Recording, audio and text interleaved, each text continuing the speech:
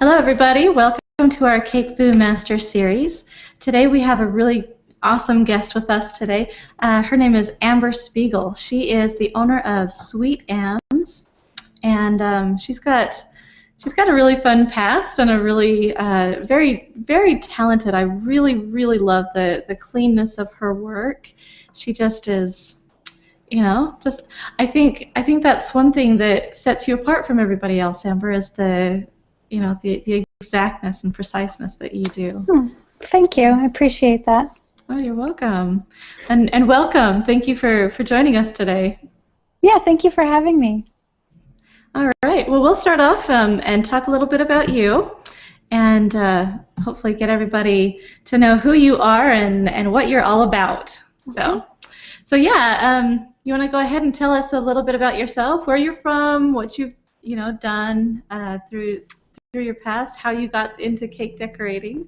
Yeah, okay. So I grew up in Kingston, New York, which is about 90 miles north of New York City.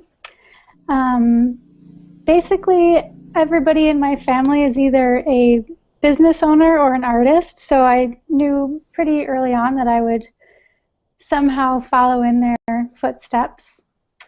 I took a few detours along the way.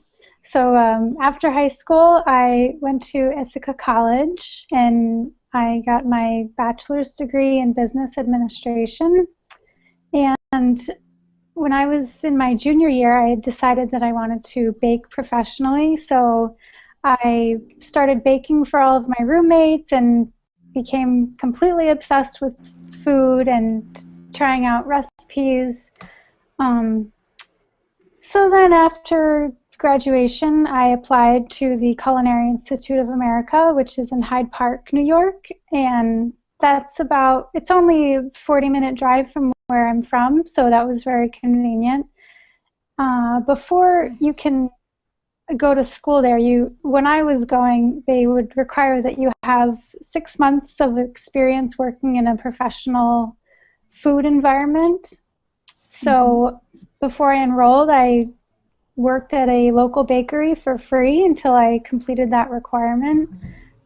And then I got into the school and I spent 21 months there. I got my associate's degree in Baking and Pastry Arts. And I graduated in October of 2007. So right after that, I worked at another small bakery in my area, and then I moved to Atlanta for a while just for something new. And I was working at a wholesale bakery, and it was really good experience, but I wasn't feeling very challenged. So then I moved back up to New York, and that's when I actually started making cookies. So right after I started doing that for fun, my mom actually told me about Etsy, which is an online marketplace for handmade goods. So she suggested that I open up a shop, and I did, and that went well. That's really that's a great way to get started if you're just doing it's great. Smaller things. Yeah, it's great. Yeah, it's really nice. So I did that for a while, and then about a year before that, I had entered into a Wilton cake decorating contest. And then it was around this time that I found out that I had won the grand prize. And the grand prize was a trip to go out to the headquarters, which is outside of Chicago, to take their master course, which is a 2-week course. So I went out there, and while I was there, I had the opportunity to give my resume to the decorating room supervisor. And the decorating room is the place where they make all of their cakes and their cookies for product packaging and for their publications, like the yearbook. A cool room. Yeah, it's awesome. So much fun. It's really, if you ever have a chance to visit, it's a really great space to visit. They give, if you take the class, they give tours of the decorating room. So if you ever have a chance, it's a really fun place. So then some time passed, and I moved out to Chicago because I had some friends and family there, and I was continuing with my Etsy shop. And then about 6 months after that, I was hired in the decorating room, and I worked there for about a year and a half. And then I sort of got restless and decided I wanted to work for myself. And so I came back to New York, and I lived with my parents for about another year while I got things going. And then I started SweetAmbs. So Awesome. So SweetAmbs is an actual physical shop, though, right? Yeah, I have a little bakery. It's very tiny, but it's perfect for what I'm doing here. So, awesome. And I should mention that before I started, I actually opened the business. I took a class from Mimi Fix, and you actually had Mimi on a few weeks ago. Did. Yeah. Yeah. So I took her class about starting and running a home-based food business, and I didn't go the route of starting a home-based business, but the class was really, really helpful. And, that's good. So I could get all the information on how to do this. That's great. She has a lot of really good information, so I'm sure that gave you a really good start into things. That's great. Yeah. Wonderful. Yeah. All right. And so you're there in New York again, right? And in Kingston? Kingston, yeah. Okay. And your shop is there in Kingston. So if anyone's close by, you should go and check her out. Yeah. Good stuff. Okay. Well, we have a really cool training today for you guys. Amber's going to teach us how to make a cute little cookie box. These things are just adorable. So I'm going to show you guys. Here it is. And you can see, looking at this picture, how clean her work is. You know, all that brushed embroidery, every brush stroke, everything is so precise and perfect. I absolutely love it. Thank you. All right, so I will just let you, Amber, go ahead and walk us through this cool tutorial training thing, and we'll go from there. If you guys have any questions, make sure that you guys go down below this video. There's a box down below that says Ask a Question. Make sure you type in all of your questions for Amber, and we will get as many of them answered after the training as possible. So, okay, go ahead. All right, so I'll just start out by talking about my cookie recipe first. The cookie recipe that I use is made with orange zest, vanilla bean, and cardamom. And the recipe is available on my website. It's a download for $1.99, but you can use your favorite sugar cookie recipe for this box. So some sugar cookies have a tendency to expand when they're cooked. Does yours do that? I developed mine so that it doesn't spread too much in the oven, but I made it so that it stays a little bit soft because I prefer my cookies to be a little soft, not too crunchy. So I kind of worked with it for a few years before I got this recipe. Well, that sounds like a great recipe, because it seems like you either have to have a really hard, crunchy cookie in order to get it to the shape you want, or else you're going to have a misshaped cookie that's going to taste good. So to get both of them in the same place is quite the feat. So that's great. Yeah. So, and the other thing about cookies keeping their shape is that you have to keep your dough cold at all times. So when I make my dough, I'll mix it and then refrigerate it for at least an hour. And then I will roll it out to about just a little bit less than a 1/4 inch thick. And then I will chill the sheets for another 30 minutes before I cut the cookies. And then once the cookies are cut out, I'll freeze them for 15 minutes or so. Before you bake them? Yeah, and at that point, you can actually freeze the cookies for, a couple of months or so until you're ready to bake them, which can save you tons of time. If you have a big order, you can make your dough ahead of time, cut your cookies out, freeze them raw, and then when it's time to decorate, you just pop them in the oven and you're ready to go. You know, these are, So, I'm just thinking about, Mother's Day coming up. Wouldn't this be a really fun thing to make for, oh you yeah, know, that's what I was selling to thinking your about clients this for too. Mother's Day or giving Yeah. to, Mm-hmm. that's really Yeah. fun. It's a perfect time to do this. Yeah.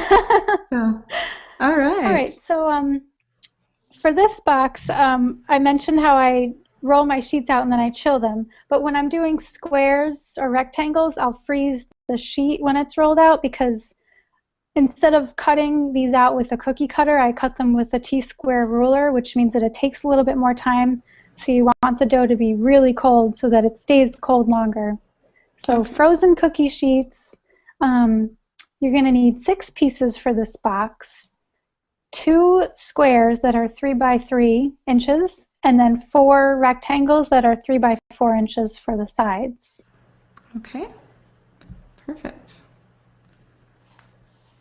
And then this And is, then bake the cookies according to the instructions. And the other thing about this recipe on my website is that it contains agave nectar. So the cookies are going to brown a little bit faster than a recipe that doesn't contain agave. So just keep an eye on it. I only bake these for maybe 10 minutes, rotate them once halfway through, but they do bake or brown quickly.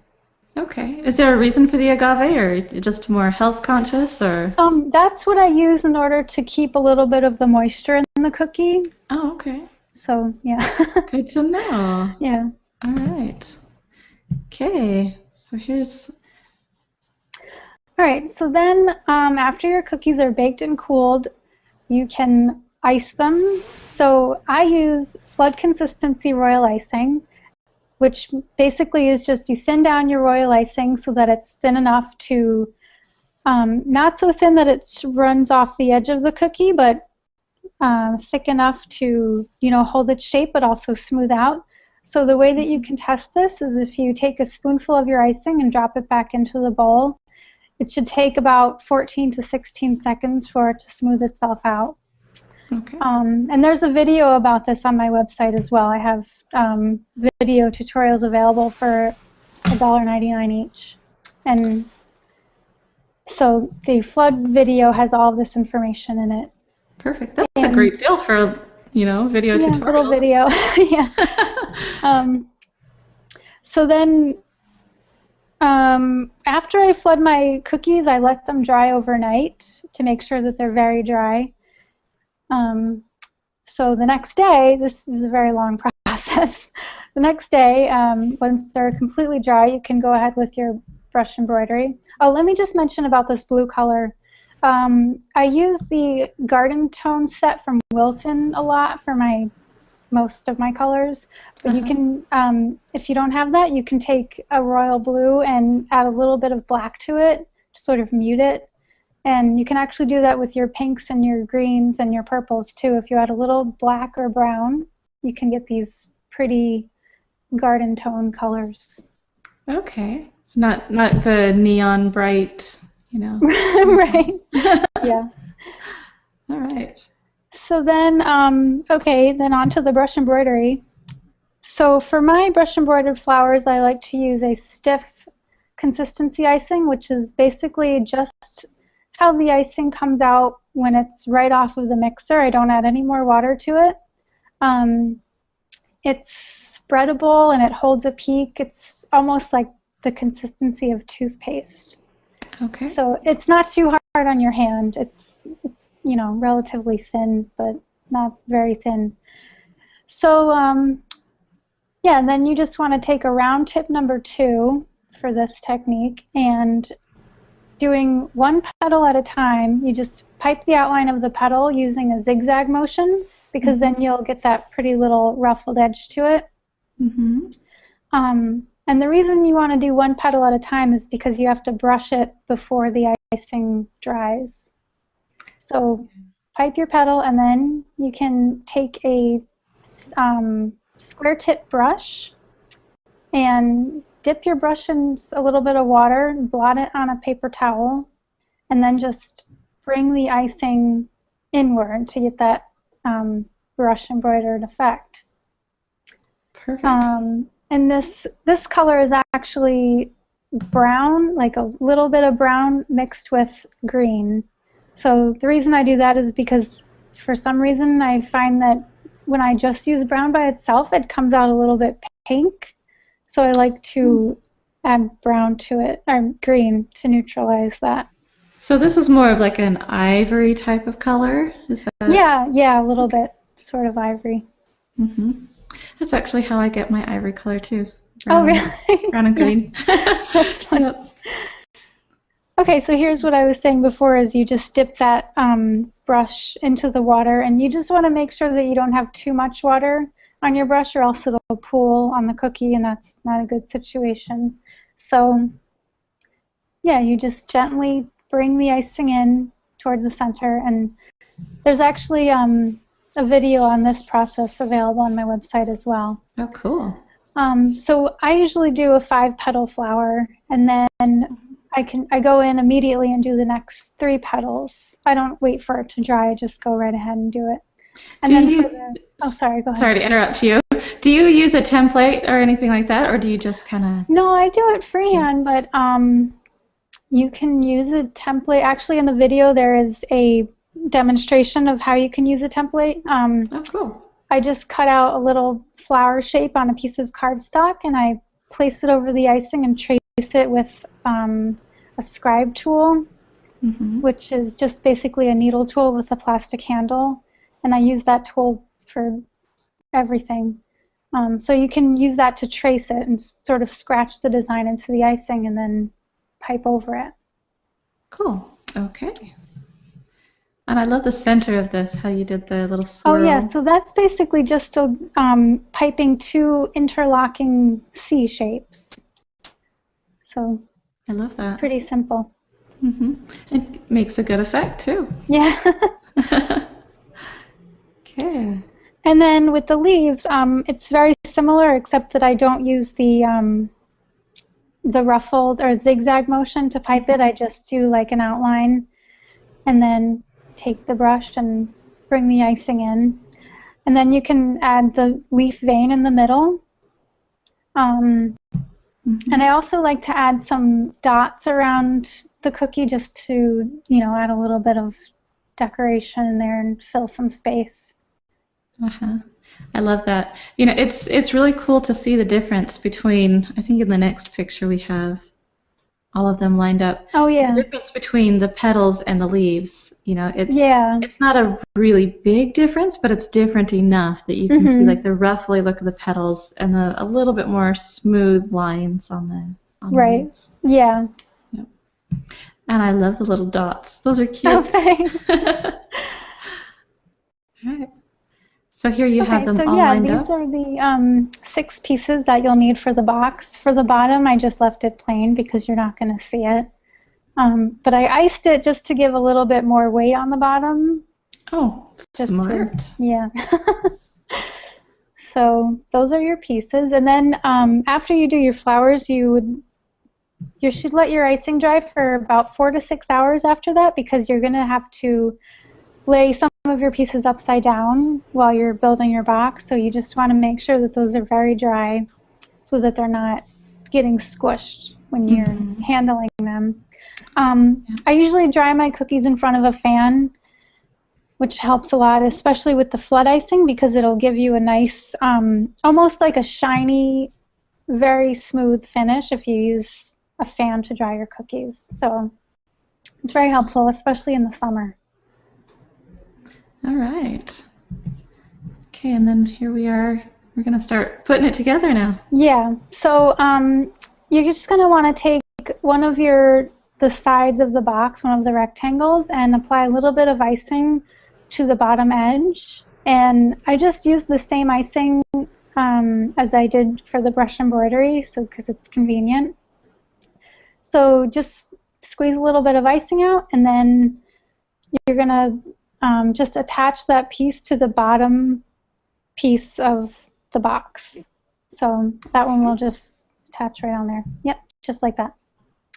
So you want to put a little bit of pressure on it to make sure it's really stuck. And then at this point you can either take something to prop it up, or keep your hand there and with your other hand just use, keep one hand here and the other hand use for the next step. Okay. If you're talented enough, skilled enough to do. Yeah, it is very difficult to have one-handed piping. Yeah, yeah. So it's easier just to have something propping it up. So then you just take your icing and apply a little bit to the next side of your box and press that, and notice how it's upside down lying on the background there. So that's why you want to make sure it's really dry so it's not crushing it. Okay. So then you just want to lift that up and press it against the other side of the bottom.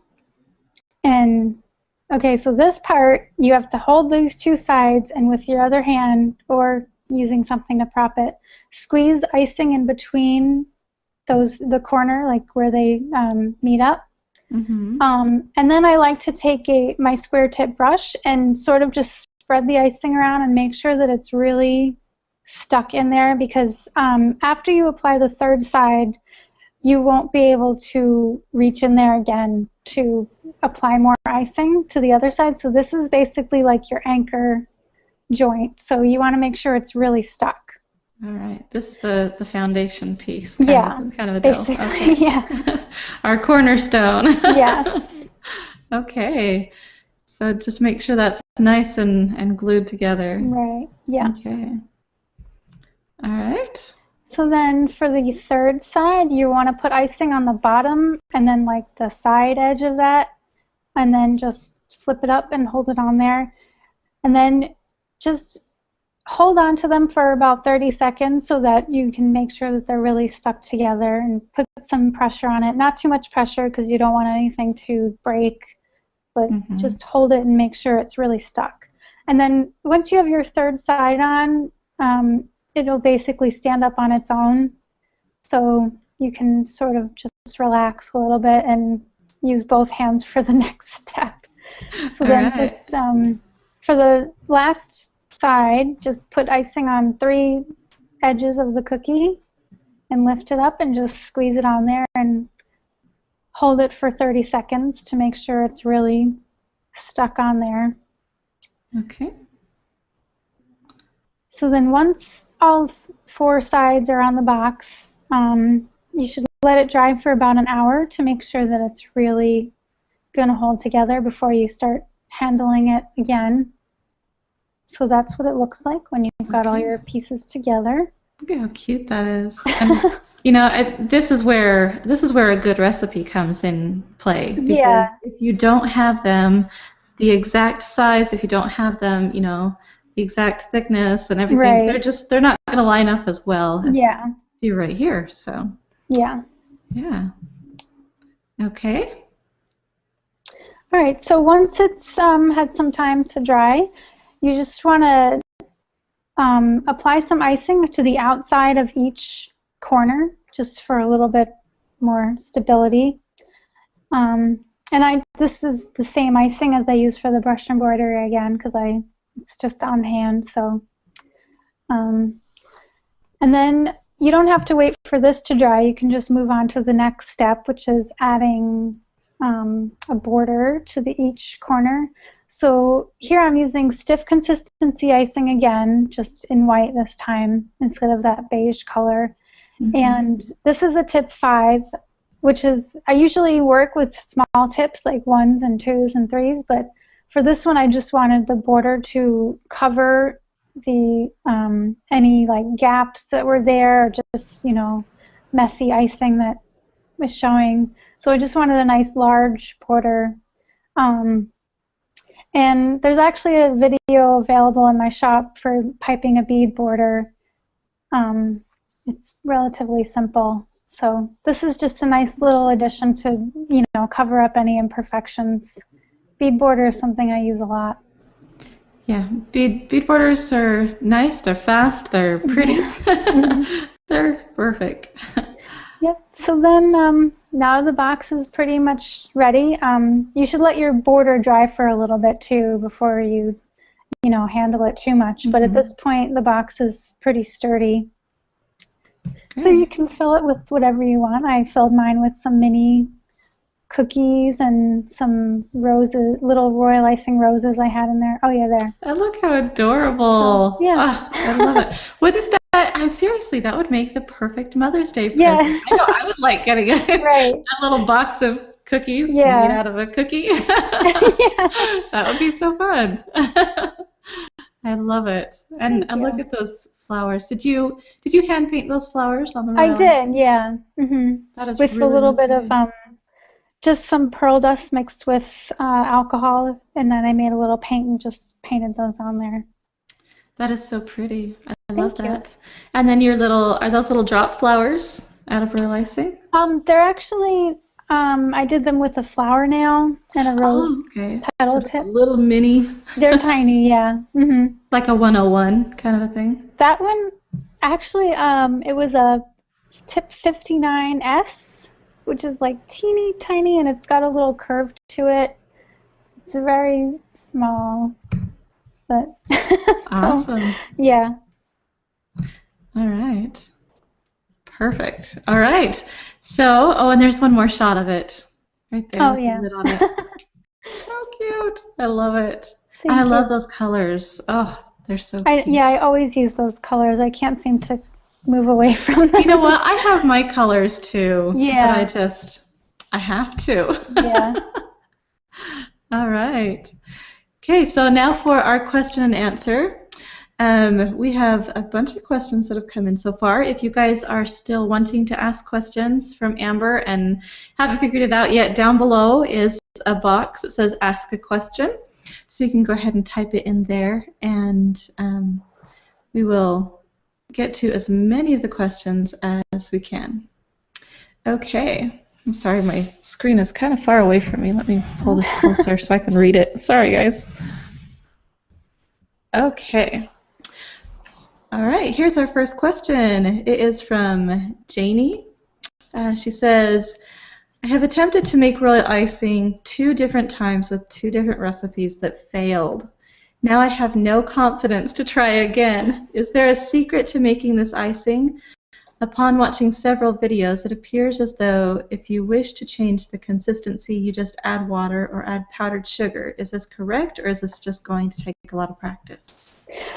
Well, first of all, don't give up. Keep Yes, trying. never give up. Come on. It takes lots of practice to get it right. You'll find the recipe that works for you. Not every recipe works for everybody, depending on where you live, because of the climate can make, weird things happen to your icing. So,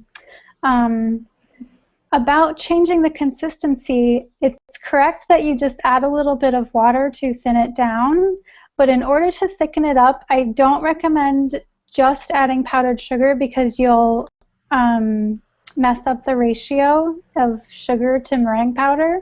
So what I do is I have extra stiff icing on hand, which, just icing that comes right off of the mixer. And if I add too much water, I just add more stiff icing to thicken it up. But, if you do that, you'll never get back to the stiffest consistency. But if you're doing flood icing and you thin it too much, you can add a little bit of stiff icing to thicken it back up. Yeah, very good. Yeah, one thing that I have learned is that you don't want to start adding more powdered sugar, like you said. And another good reason why is because then you're going to get some of that graininess from the powdered sugar, and it's going to clog up your tube. Yes, You don't want that. Yeah, it's not good. Yeah. Yeah. Okay, we have Vicky asks, will all your future custom cookies be sold on your website as opposed to Etsy? Yeah, I'm actually moving the whole operation over to my own website. At the moment, I'm not taking custom orders, but every once in a while, I have what I'm calling cookie specials. So you can go on to the website and see what's available. Right now, I have my Mother's Day set available, which is a set of 6 cookies. It's a pretty blue and white design. So that's what's there now. In the future, I might take custom orders again, but I'm trying more to focus on teaching classes. So, yeah. All right. Okay, we have someone that asks about the consistencies again of the frosting for, the whole. Can you go through the different consistencies that you use? Yeah, so basically I just use the stiff consistency icing, which is the icing how it is when it comes off of the mixer. That's what I refer to as stiff consistency. And then I have flood consistency, which is my 14 to 16 count icing. That's what I use for just the base layer of icing on all of the cookies. And then in between there, I don't really use like a medium. Sometimes I'll use a medium consistency for things like monograms, or if I'm doing some very flowy designs that the icing needs to be thin enough to squeeze out nicely, but not so thin that it spreads all over the place. So there is a medium consistency in there somewhere. But basically, I always use either stiff or flood consistency.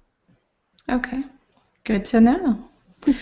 All right, we have Denise asks, can you use buttercream for embroidery or only royal icing? You can use buttercream. I have heard of, I've never tried this myself, but I've heard of people doing the brush embroidery actually on a buttercream cake, which I think you'd have to be really careful with that, but it is possible. But really you can do brush embroidery on a fondant covered cake using buttercream, which is something I've done, but I haven't done it on buttercream itself, but I have heard that it is possible. Great. Okay, we have Robin asks, is it possible to self-teach decorating skills such as yours? Yeah, I mean, in school, I had a 3-week class out of a 21-month program of just cake decorating, so it was really just general things, and then I took the Wilton class, which was, only 2 weeks long, so it wasn't like I've been professionally trained in just this for years and years. A lot of it was just me experimenting on my own, reading books about it, just a lot of just practice by myself. So yeah, you can definitely teach yourself. Well, in a way, a lot of us are, most of us are purely self-taught. Yeah. Unless you have gone to, there are a few schools here that teach purely cake decorating, but things like YouTube, things like CakeFu, things like your tutorials that you sell. Yeah. These are the things that really are what's going to teach you. Going to things like the cake camp that's coming up here in Las Vegas in a few months, or Ices that's out in Virginia. I believe it's Virginia, right? I don't know. Anyway, I think it's in Virginia. But yeah, these are the things that we as cake decorators do to train ourselves. So you have all of these different things at your disposal, but does that really make you self-taught, or does that make you, trained professionally? It's really hard to say whether you've been trained professionally or trained, self-taught, unless you're purely, reading a book and doing, which, that's a lot of how I learned. I learned a lot of my cake decorating skills before I even took the basic Wilton classes. So I mean, it's possible. So it's just wherever you can find the information, it's great. It's basically what I'm trying to say. Yeah. So, all right. Okay. A lot of people are having problems with the video. Hopefully, they will have it available as a replay. Yeah. So hopefully you guys have been able to get on, though. Okay. Oh, John says, love your work. Big smile. Thank you. Okay. Sorry, just trying to scroll through these ones.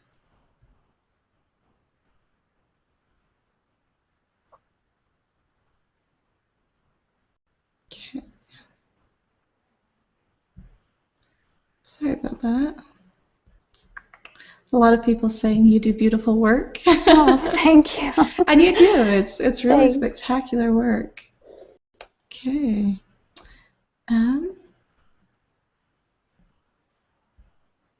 Looks like we have. I wonder if we've had an issue with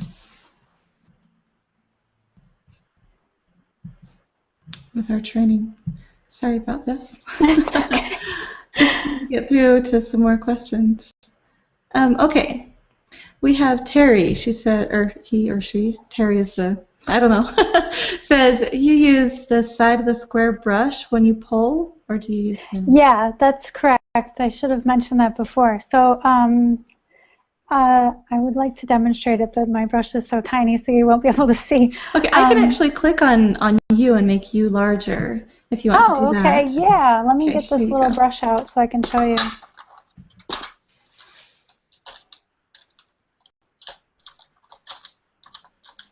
And while you're doing that, we had another question. Someone asked, what tip do you use for the flowers and leaves? A tip 2. Tip 2. Okay. Yeah. All right, so can you see this brush, kind of? So if you have a square tip brush, like, I don't use it flat, I turn it on its side, so I'm using just the edge of the brush. So that way you can get more, you know, it just gives you more definition than if you were to use it flat this way. So you just want to turn it and just use the very thin edge of the brush to do the brush embroidery. Perfect. And then while we're here, I just have this, the Scribe Tool, which is what I was talking about before that I basically use for everything. It's just a needle with a handle, and it's just so, like, really helpful for everything. So that's the Scribe Tool that I'm always talking about on my blog. Okay, and so that's what you used to, if you were not going to freehand and you wanted to actually use a pattern or a template, you would just use that, put that up, and kind of scribe around. Yeah. Okay. Anything else that you would use that for in this situation? I use it for flooding. I use it to, if once you flood the cookie, you know, there's always going to be little spaces that you miss and it's uneven, so you can use the Scribe Tool to evenly distribute the icing and make it even all around the edges. Okay. Get out any bubbles that might be in there. Yeah, air bubbles, yeah. Perfect. Okay. We have Linda asks, what is the best icing to use? Well, I use royal icing basically for everything. It really depends what you're doing. Like if I'm just making something, you know, for a birthday party, I'll just do a cake with buttercream, just a very simple Swiss meringue buttercream.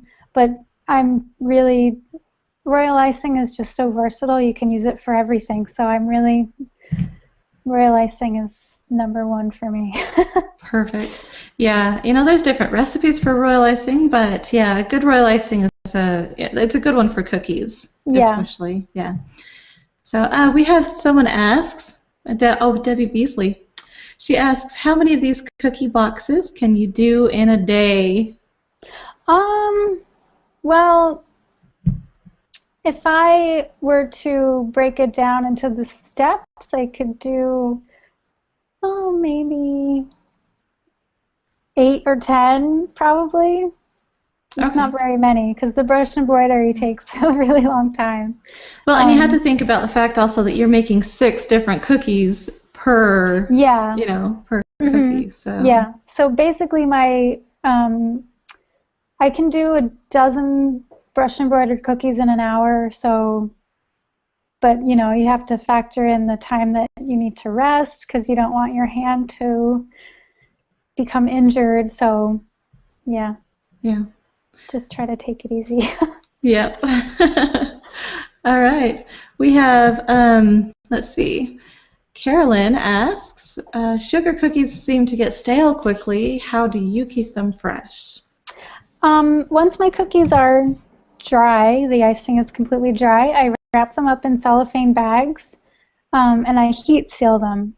So they stay fresh for about 2 weeks after I've shipped them out because the air is completely sealed out of the bag. So that's the best way. I mean, if you don't have a heat sealer, you can tape them shut. You just have to make sure that you've like folded down the bag so that no air can get inside. I wouldn't recommend really storing them in a container if they're not heat sealed, because there's always, air flowing through that. So you just want to make sure that there's, no air coming into the bag. Okay, so where do you find bags like this that you use? I get my bags from Nashville Wraps. Okay. And then I just bought my heat sealer from Uline. It's just a little tabletop one, really simple. But Nashville Wraps has great bags, so. Perfect. Yeah. All right, well, I'll be equipped to make some cute cookies for Mother's Day. Okay, we have Sil from Montreal. She asks 2 questions, so I guess I'll just ask them in portions. Okay. Hey, given that beautiful cookie designs can take a few days to complete fully, what do you recommend to do to let the icing dry but still conserve as much freshness as possible? Well, that's part of the reason that I added the agave into the cookie, because before when I wasn't using it, I would have to leave my cookies out for a day or two to, with all the decoration that's going on, and they would lose a lot of their moisture. So I added that in, and it keeps it, like soft and tasting fresh. But I've actually had some questions because some people prefer a crunchier cookie. So then the trick to that is just before you decorate them, just leave them out for a little bit longer than you normally would, to let some of that moisture, evaporate into the air, however it works. But I added it in so that it would remain, fresh tasting for longer. Okay, great. So if you start your flood work a little bit sooner, before you let the cookie completely, dry out, that sugar or the royal icing is actually going to hold in some of that moisture. Yeah, it sort of seals it up so you can keep it nice and soft for a little bit longer. Good. Okay. And then her second question, also from the point a cookie is finished, what would you say is the shelf life? After I wrap them up, I give it about 2 weeks. So whenever I send out an order, I put a little note in my box. It says, the date that they'll be best eaten by. So it's usually 2 weeks. Perfect. Okay. Let's see. Someone asks, what tip did you use to pipe the mini roses? Oh, the tiny ones? It was a 59S, and it was a Wilton tip. Yeah, that's a little curved one. Yeah.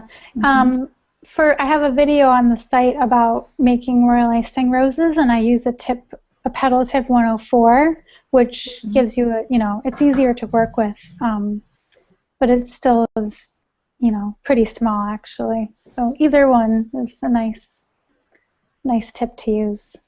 All right, perfect.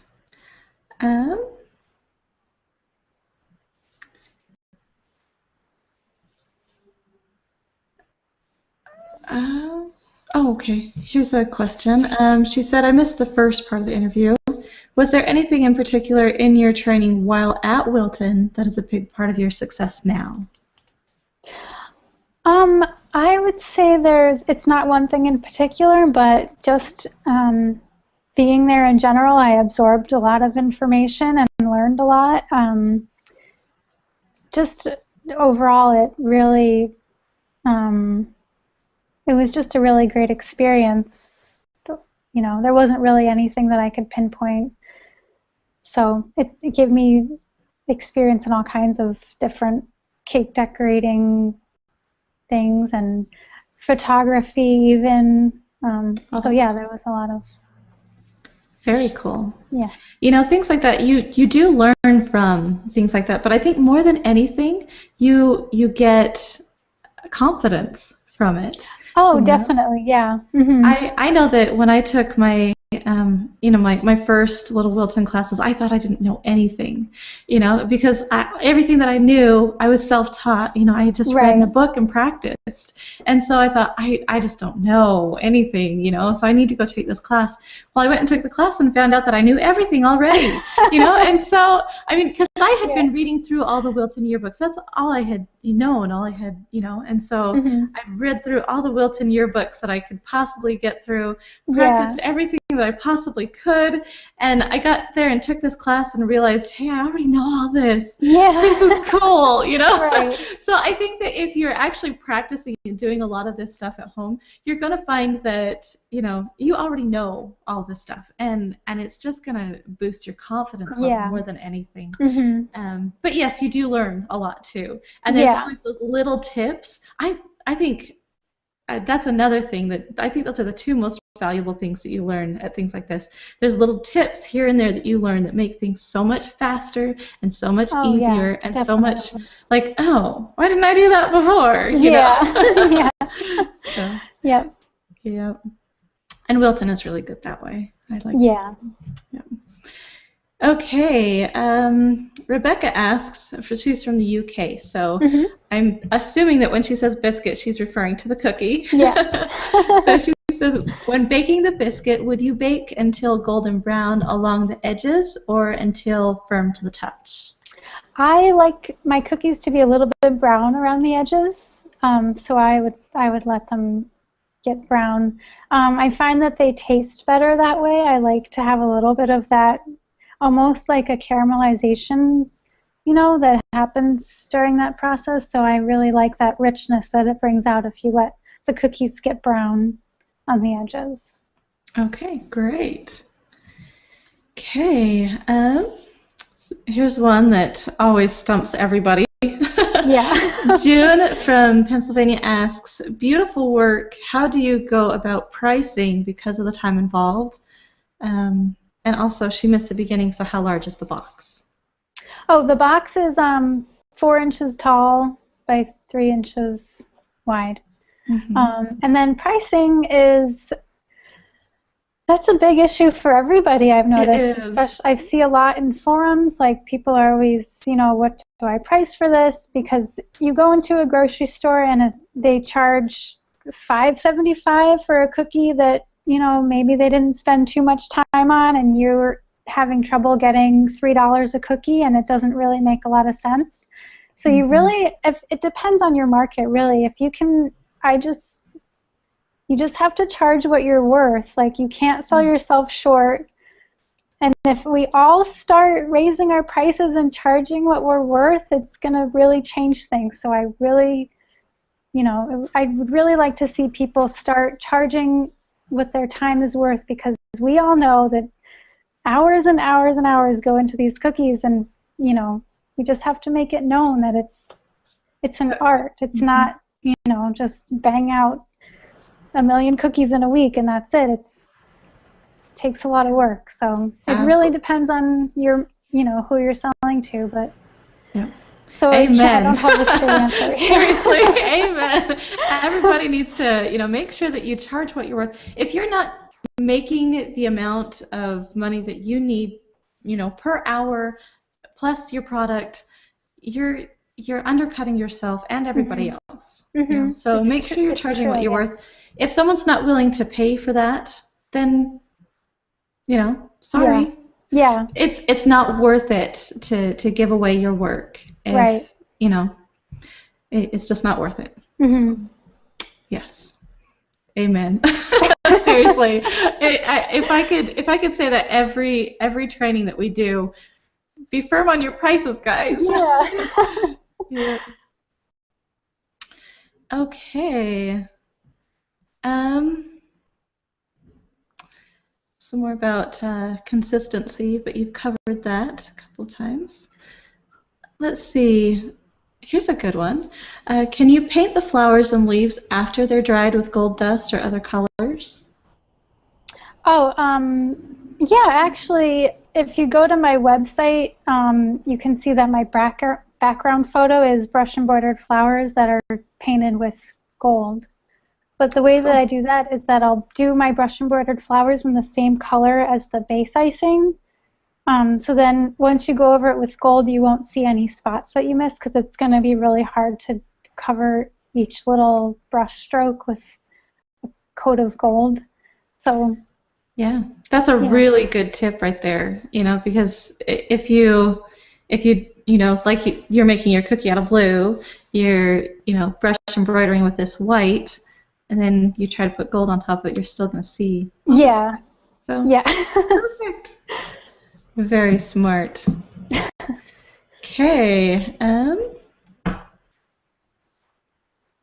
Well, someone says, oh, here's someone wanting to order your cookies. Oh. Vicky says, I've already ordered the Mother's Day cookies from your website. Are you Oh, going to be thank selling you. graduation and or Father's Day cookies as well? I will most likely be doing Father's Day cookies, and graduation cookies is something that I would definitely take into consideration. It really depends on what's happening during the month. So, but yeah, thank you for the suggestion. Awesome. Give you a good heads up. People are Yeah. wanting them. Yeah. Awesome. Well, and that goes to show your recipe must be good, so worth going and getting that. I have to go over and get your recipe. That's one thing that I've struggled with, honestly, is Oh, getting yeah. a good recipe that holds up and is firm but still tastes really good. Yeah. So, okay. Someone says, I noticed that you didn't use couplers in your bag. Could you tell Right. me why you choose to do that?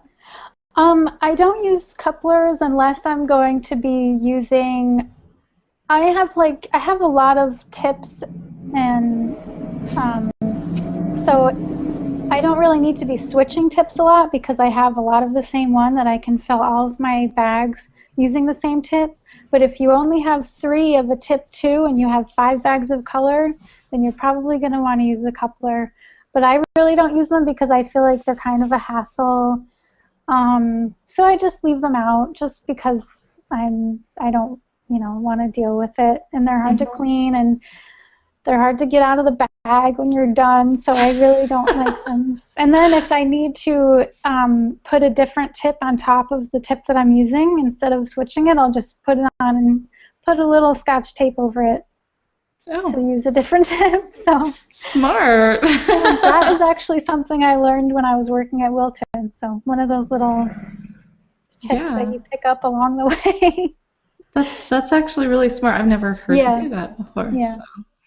Yeah, I think couplers can be useful, but they can also be, not. Yeah. So in cases like this, when you don't need to switch a tip. Yeah, but if you're switching, they're great. Like when I'm doing roses, I don't have a lot of rose tips. So if I want to do a 2-tone rose, I'll use a coupler because you can just switch them back and forth and it's super easy. So couplers definitely have their place when decorating. So definitely. All right. Let's see. We have a question. Is it okay to use egg whites instead of meringue to make the royal icing? Yeah, actually the first time that I made royal icing, I used egg whites. The only reason I don't is because it's more convenient to use meringue powder, and if you're making a lot of royal icing, it's just easier to use the meringue powder, and also for food safety reasons. You don't have to worry about it as much if you're using dried egg white or meringue powder. I don't have a recipe for royal icing with egg whites, but I know that there are plenty out there. So yeah, you can definitely use fresh egg white instead of meringue powder. Yeah, just be careful. Yeah. Yeah. Okay, someone asks, I've got a lot of cookies to make for a wedding that will be royal iced. Can I do these in advance and freeze them to keep them fresh? So I've never frozen decorated cookies before, but I have heard that this is something that works for some people. I was saying before, like in order to save time for a large order, you can make your dough in advance and cut out your cookies and freeze the cookies raw and then bake them when it's time to decorate. So that saves me a ton of time. But as for freezing decorated cookies, I've never done it, so I can't say if it really works or not, but I have heard that it does. Okay. That's very nice. I like the idea of, freezing them raw and then baking them. Makes them a little more fresh that way. Yeah. So. Oh, someone wants to know how you were hired by Wilton. So that was just, I don't know how, just some things really work out. Like when I was there for the class, I brought my portfolio with me, and somehow I was asking questions about the decorating room when I was in the class, and then the instructors were like, oh, well, you can show your resume to the decorating room supervisor. So it's sort of just happened that way. And Awesome. Yeah. Sometimes things work out. Yeah. You just, in the right place at the right time. Yeah. Okay. There's a lot of questions. People are now saying, I missed part of it. I think we had a technical issue. So sorry to all of you that did have a technical issue and are back. For those of you that missed it, there will be a replay right after this is over. It will actually be able to be rebroadcasted. So you can actually come back and watch it through. You can pause it, rewind it, whatever you want. So it is available to watch afterwards, and you can just follow the same link. It'll bring you right here, and you can watch it again. And I'm sorry for any technical problems we did have. I don't know why that would have happened, but and I'm glad you're all back. So okay, I think we're gonna have to end there. Okay. Maybe we can take one more question. Let's see. Oh, here's a good one.